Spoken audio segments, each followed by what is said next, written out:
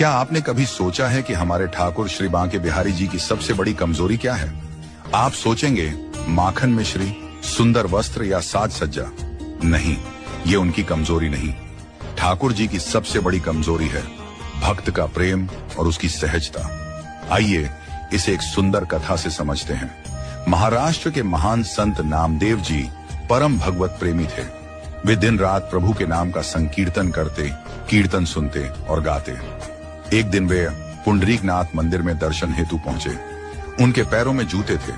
उन्होंने सोचा कि यदि जूते बाहर उतारे तो कहीं चोरी ना हो जाए, तो उन्होंने उन्हें कमर में बांध लिया। न कोई लोभ था, न चालाकी, बस एक सहजता थी।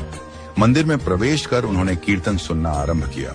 संकीर्तन में ऐसे लीन हुए कि उन्हें अपने शरीर का भान भी न रहा। पर कुछ लोगों को उनकी कमर में बंधे जूतों की नोक दिख गई। उन्होंने नामदेव जी को डांटा, कैसा भक्त है यह, मंदिर में जूते बांध कर आया है, और उन्हें अपमानित करके मंदिर से बाहर निकाल दिया। नामदेव जी बाहर बैठे और अपने मन से बोले, प्रभु आपने मुझे बाहर निकाला, कोई बात नहीं। पुजारियों ने मुझे धक्का दिया, यह भी कोई बात नहीं। परंतु अब आपका नाम मेरे कानों तक नहीं आ रहा, यही दुख है।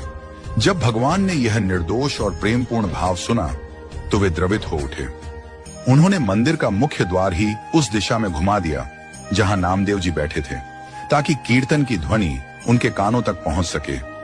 यह थी भगवान की भक्त पराधीनता। शास्त्रों में स्वयं भगवान कहते हैं, अहम भक्त पराधीनो ह्यस्वतंत्र इव द्विजा, अर्थात मैं स्वतंत्र नहीं हूं, मैं तो अपने भक्तों के अधीन हूं।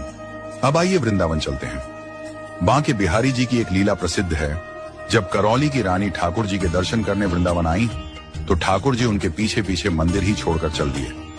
यदि मंदिर ही उनकी कमजोरी होता तो वे वहां रुक जाते। यदि 56 भोग या सेवायत प्रिय होते तो उन्हें न छोड़ते। पर वे तो भक्त के प्रेम में बंध जाते हैं। यही उनकी सच्ची कमजोरी है। जब कोई भक्त भावपूर्वक कीर्तन करता है तो ठाकुर जी उसी क्षण प्रेमवश नाचने लगते हैं। पर याद रखिए, केवल नाम जपना पर्याप्त नहीं। राम नाम जपे सब कोई, ठग ठगिया चोर, बिना प्रेम रिजत नहीं, नटवर नंद किशोर। जब तक नाम में प्रेम और सहजता नहीं है, ठाकुर जी प्रसन्न नहीं होते।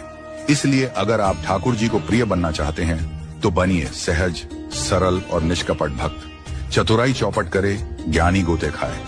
भोले भाले लोग को नारायण मिल जाए। ठाकुर जी उसको पसंद करते हैं जो सीधा, सरल और निर्दोष हो।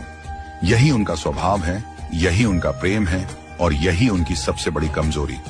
तो अगली बार जब आप ठाकुर जी के दर्शन करें तो केवल भोग या पूजा लेकर मत जाएं। प्रेम और